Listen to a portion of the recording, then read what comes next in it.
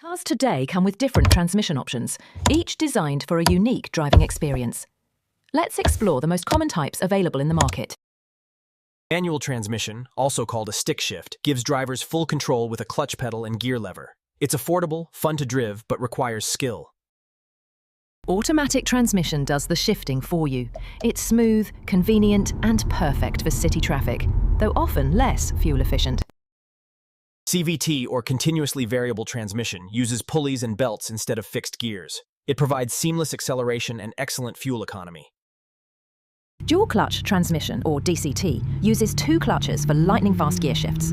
It's sporty, responsive, but can be costly to maintain. AMT, or automated manual transmission, is a budget-friendly automatic. It uses a manual gearbox with automation, but shifts can feel jerky.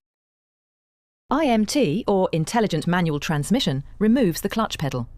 You still shift gears, but without pressing a clutch, making driving easier.